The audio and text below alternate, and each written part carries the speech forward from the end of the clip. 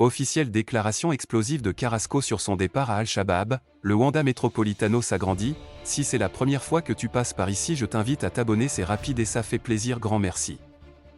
A-t-il déclaré lors d'une conférence de presse avec l'équipe nationale belge, où il a également reconnu des contacts avec Barcelone mais sans rien de concret sur la table. Finalement, l'ailier a décidé de signer par sécurité ou pour le club saoudien, le seul à avoir soumis une offre alors qu'il lui restait encore un an de contrat à l'Atlético de Madrid. Je vieillis. J'aime les aventures. C'est enrichissant pour les êtres humains de découvrir de nouvelles ligues, de nouvelles cultures. A-t-il déclaré, une décision économique? Tout va ensemble, être footballeur est un métier. Il faut y réfléchir à deux fois. S'il y a une blessure, cela peut être difficile, surtout quand on joue beaucoup de matchs. Je suis plus à la fin de ma carrière. J'ai encore les qualités pour jouer pour un grand club, mais s'il y a une blessure, cela peut changer rapidement. La sécurité passe avant tout, a-t-il résumé. Carrasco, qui a passé quelques heures en Arabie Saoudite pour signer le contrat, a salué le projet du club, qui veut construire le projet sportif autour de sa silhouette, et aussi les ambitions de la Ligue car de nombreuses stars arrivent et ça est en pleine croissance au point, c'est un beau pays. Il faut voir les choses par soi-même, se faire une opinion, au lieu d'écouter toutes les critiques de gauche et de droite, a ajouté le joueur, qui, en référence aux violations des droits de l'homme, a souligné qu'il n'a pas fait attention à cet aspect.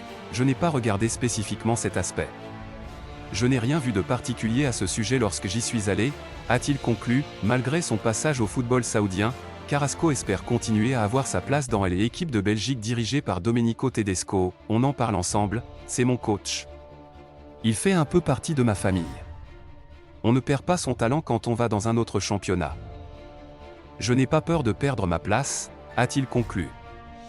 Avec une croissance constante du nombre de supporters de l'Atlético après le début de cette saison, dépassant les 58 589 abonnés de l'année précédente pour atteindre les 58 623 actuels et avec la barre des 59 000 en passe d'être atteinte dans les mois à venir, Civitas Metropolitano n'est pas en reste. Choimet de s'agrandir aussi, en augmentant sa capacité d'accueil à 70 460 spectateurs. La demande inépuisable d'abonnements et de billets a conduit l'Atlético à chercher des solutions pour la satisfaire, en utilisant les espaces disponibles pour augmenter ses tribunes, qui sont passées de 68 614 spectateurs à 70 460 actuellement.